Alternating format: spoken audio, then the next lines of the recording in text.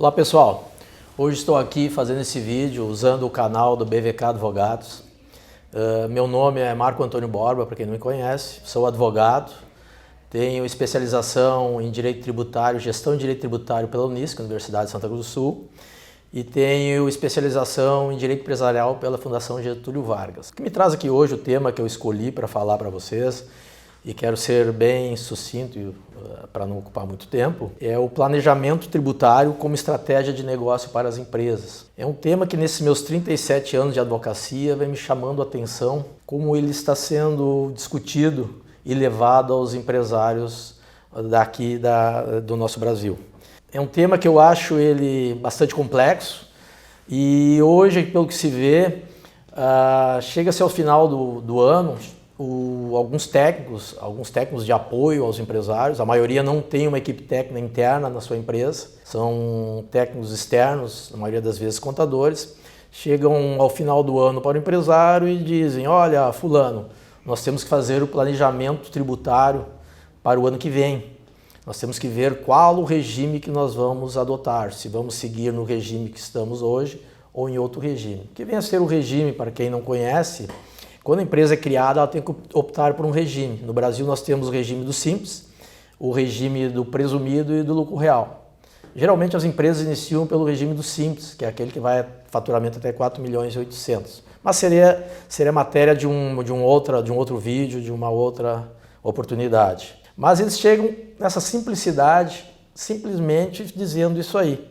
Eu entendo que o tema é bem mais complexo, a análise ela é mais profunda, não é simplesmente trocar de regime. Deve haver ao estudar o planejamento tributário da empresa para o próximo ano, deve haver uma sincronia com algumas esferas, algumas áreas, alguns setores da empresa, quais sejam. Deve haver uma sintonia nesse estudo com o setor operacional, o setor administrativo, o setor financeiro e o comercial. Mas vamos lá, iniciando o planejamento tributário, ele se inicia com um estudo do passado da empresa. Nós temos que estudar os anos anteriores dessa empresa, quais os regimes que essa empresa adotou, como eram pagos os tributos com base na legislação daquela época, se esses tributos eram pagos corretamente, se não eram pagos tributos a mais ou a menos. Então, nesse primeiro momento do planejamento tributário, tem que haver esse estudo do passado. Feito esse estudo do passado, nós vamos para uma segunda fase, que é estudar o presente. O presente, o que seria?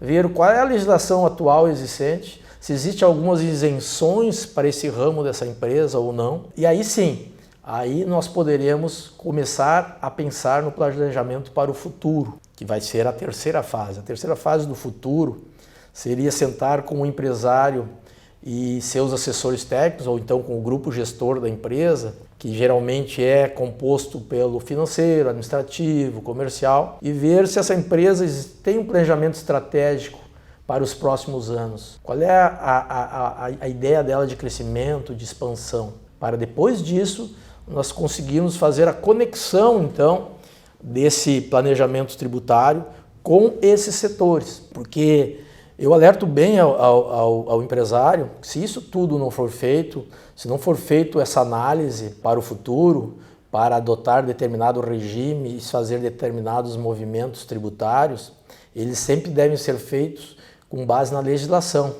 Eles não podem ser feitos com base à margem da legislação, porque senão o empresário pode ter uma surpresa logo ali adiante e vir algum órgão fiscal, de atuação fiscal, tanto federal, estadual, municipal, e vir acabar autuando esse empresário, autuando a empresa por alguma evasão fiscal, que venha a ser a conhecida sonegação. E ele pode dar muita dor de cabeça para o empresário. Eu entendo, e para finalizar, que o planejamento tributário estratégico de negócio, ele tem que compor essas bases, para só assim, de acordo com a legislação, de acordo com a lei, ele dar um bom resultado, ele gerar um fluxo de caixa para a empresa, ele gerar até a perpetuidade dessa empresa, para que ela continue no negócio dela. E não de uma maneira simplista, como se vê hoje, simplesmente no final de ano, se pensar qual o regime fiscal que vai ser adotado para o ano seguinte. Seria isso por hoje, agradeço a atenção de todos e até breve.